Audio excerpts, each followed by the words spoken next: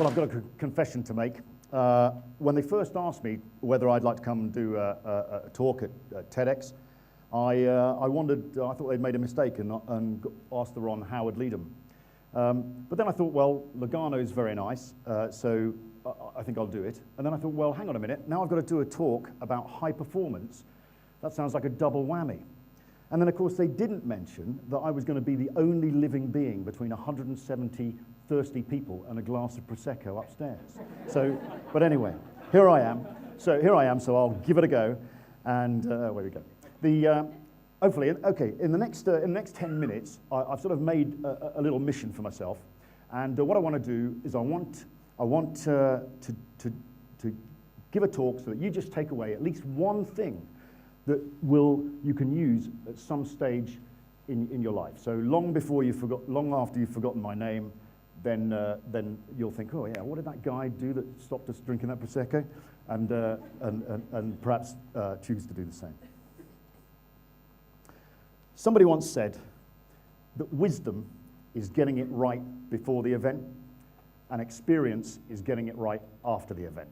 Now, in my life, I can honestly say that I might have been a bit short on wisdom, but what I've tried to do is I've tried to take experience and experience from others, and I've tried to put to one side those should have, could have, would have moments, and try to move forward in whatever I do.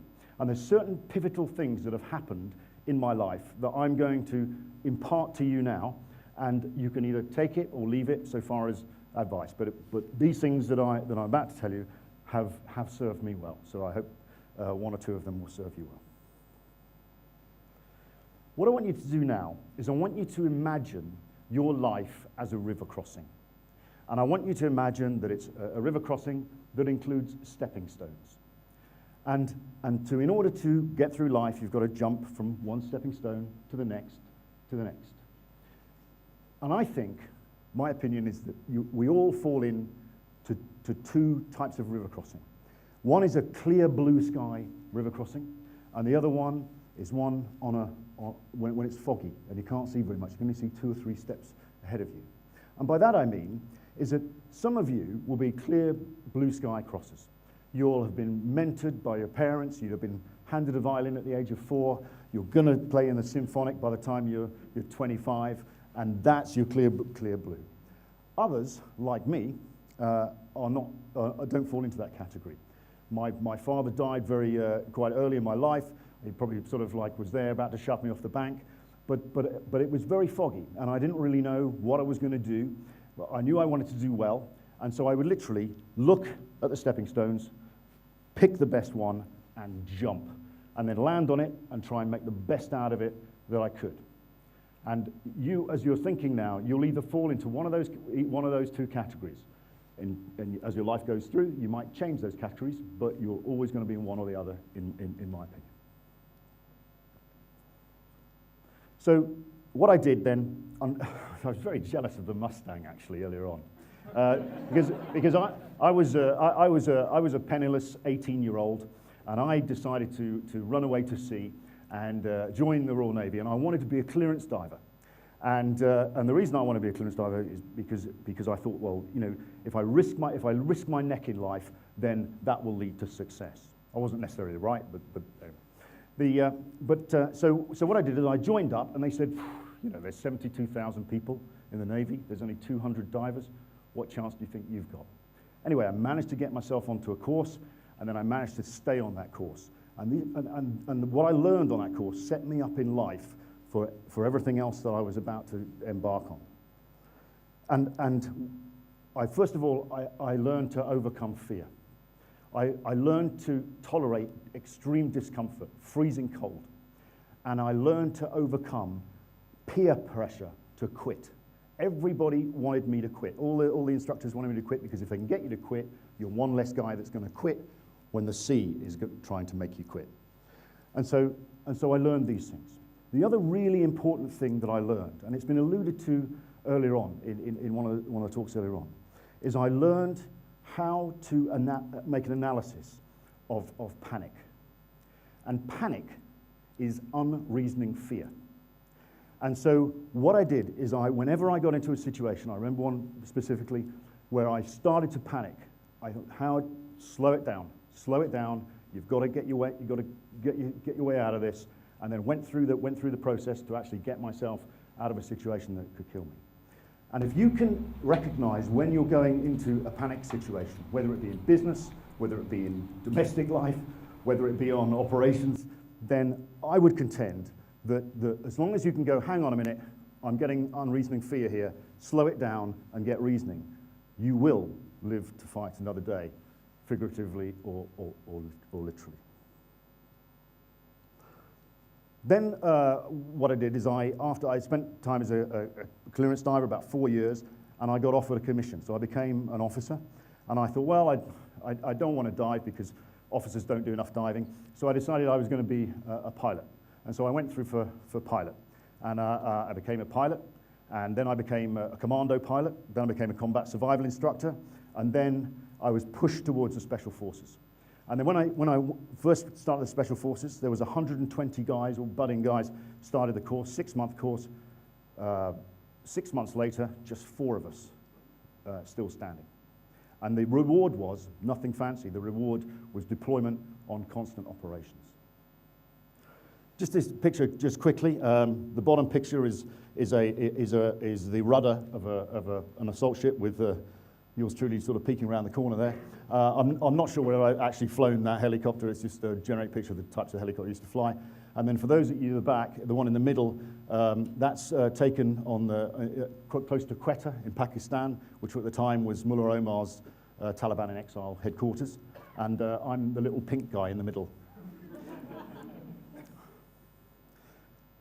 So then, when I joined the Special Forces, I thought 2 things. I thought, first of all, what the hell have I got myself into? And the second thing, as a young officer, I was expected to lead seasoned operators. And what I did is I basically took it all back to basics, and I'd read about this matrix. And this matrix, this leadership matrix, as I call it, has served me no matter whether I was in the military, no matter whether I was in the airlines, no matter whether I was in the hedge fund industry, and it served me through operations, through HR, through tasking, the lot. Because if you can objectively look and think when you're in a given situation, okay, what's the position of these task, team, and individual circles? I've got the task to do, I need to get the team to do it, and I need to make sure that the needs of the individual are looked after. Then what you can do is you can say, right, are they where I want them to be, or are they where somebody else wants them to be? And if they're where somebody else wants them to be, then what you've got to do is recognize that these circles are moving all the time. And then what you've got to do is say, right, I'm going to get them back to where I need them. So you take control as a leader. And remember, being a leader is just making people do for you what they wouldn't otherwise do by themselves.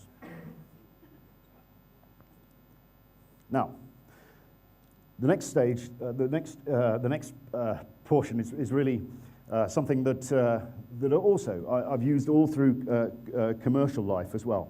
But I'm going to use an operational example.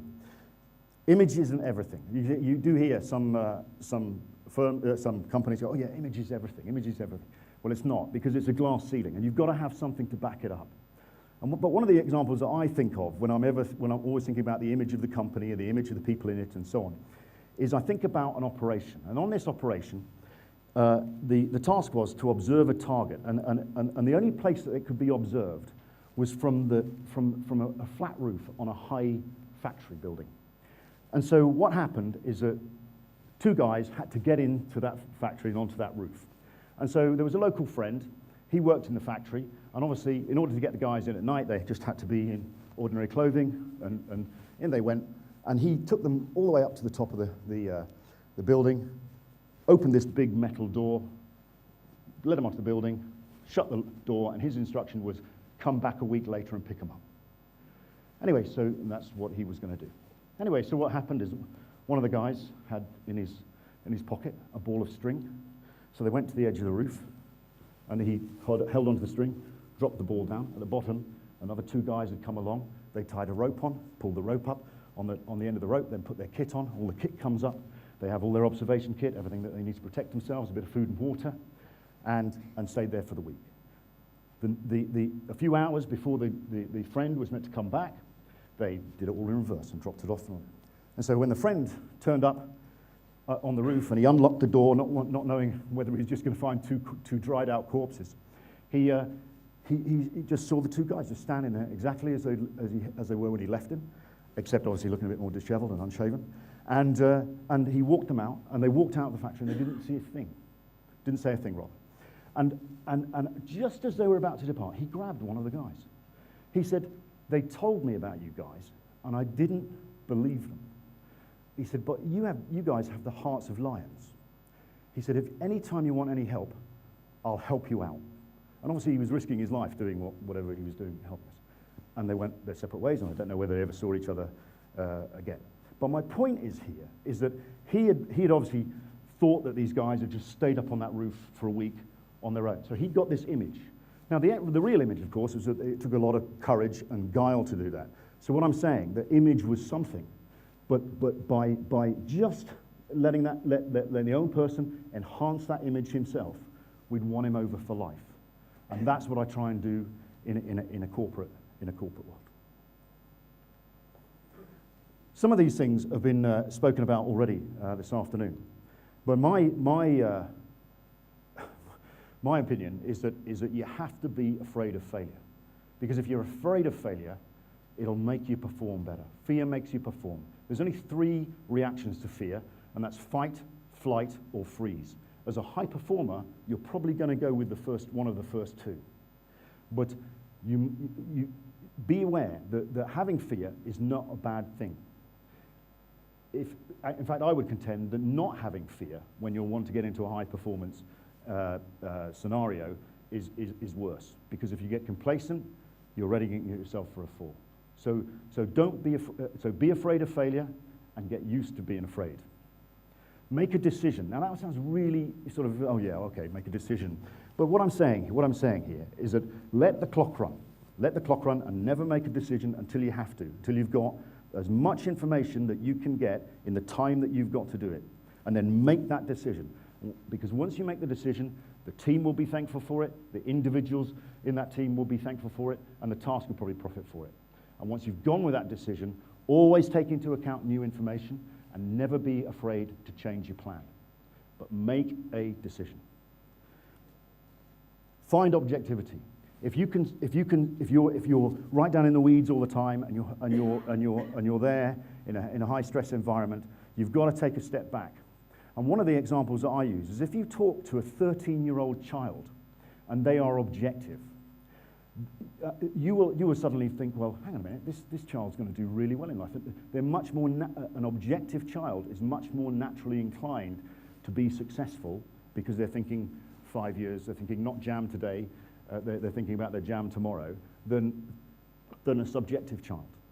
And I would say probably, I don't know, 25-30% of kids maybe objective, but you can spot them. And they're the examples that I try and use when I try and be objective. And the last one, we've just seen it actually. Stay as fit as your body and your age will let you.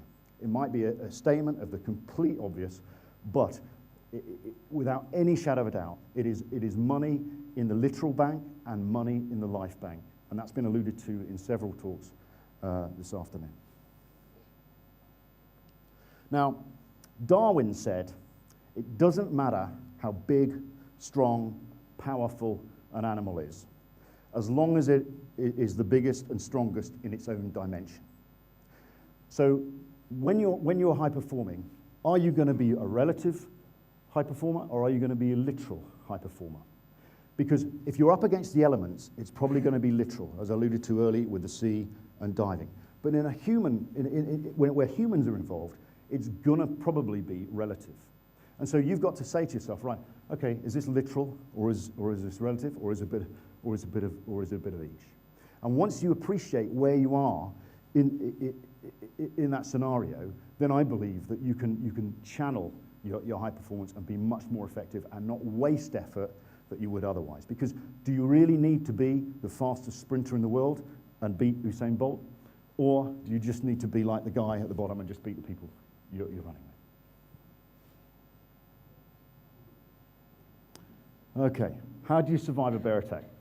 This is something that I've also carried through life and sort of developed as a little bit of a doctrine for myself. And so, you know, when you ask the question, people go, oh yeah, you get on the ground, you huddle up and don't move and blah, blah, blah. No, you don't. You just run faster than the person you're with. And by that, I don't mean you sort of kick your friend in the leg and then go for it.